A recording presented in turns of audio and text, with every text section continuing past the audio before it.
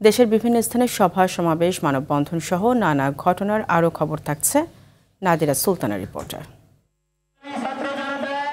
জুলাই আন্দোলনে ছাত্র হত্যায় জড়িতদের গ্রেফতার ও দৃষ্টান্তমূলক শাস্তির দাবিতে পাবনায় মানববন্ধন করা হয়েছে। পটুয়াখালীর রাঙ্গাবালী উপজেলার চরমন্তাজে লক্ষ্মী বেস্টিন আদর্শ মাধ্যমিক বিদ্যালয়ের শিক্ষক আবু হানিফ মোল্লার উপর হামলার প্রতিবাদে মানববন্ধন করা হয়েছে। ডিপ্লোমা প্রকৌশলীদের উপর লাঠিচার্জ আটকের প্রতিবাদে বিক্ষোভ মিছিল সমাবেশ করেছে বগুড়া পলিটেকনিক ইনস্টিটিউটের শিক্ষার্থীরা। বকেয়া বেতনের দাবিতে বরিশাল নগরীর কাউনিয়ার বিসিকে অবস্থিত ফরচুন সুজের শ্রমিকরা বিক্ষোভ করেছে। এ সময় শ্রমিকরা কারখানা গেটে ভাঙচুর চালানোর চেষ্টা করে, পরে পুলিশ আসলে পরিস্থিতি স্বাভাবিক হয়। চট্টগ্রামের পটিয়ায় ভ্রাম্যমাণ আদালত অভিযান চালিয়ে ৪৯,০০০ টাকা জরিমানা আদায় করেছে।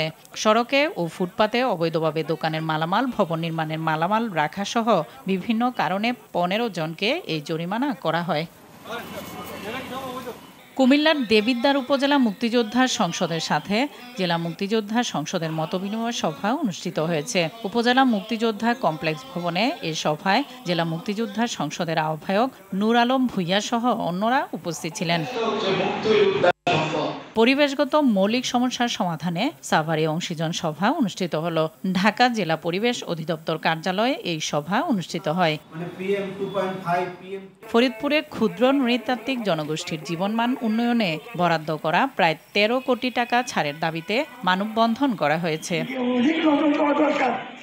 মেহেরপুরে উন্নয়ন পরিকল্পনা প্রণয়ন শীর্ষক সেমিনার অনুষ্ঠিত হয়েছে। গাংনী উপজেলা পরিষদ সভাকক্ষে এর আয়োজন করা হয়।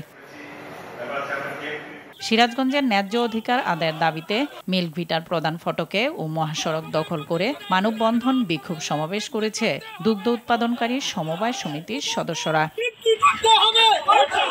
বিএনপির ভারপ্রাপ্ত চেয়ারম্যান তারেক রহমানের রাষ্ট্র কাঠামো মেরামতে ৩১ দফা বাস্তবায়নে ময়মনসিংহের নান্দাইলে কর্মী সমাবেশ অনুষ্ঠিত হলো। নারায়ণগঞ্জের জেলা আইনজীবী সমিতির নির্বাচন অনুষ্ঠিত হয়েছে।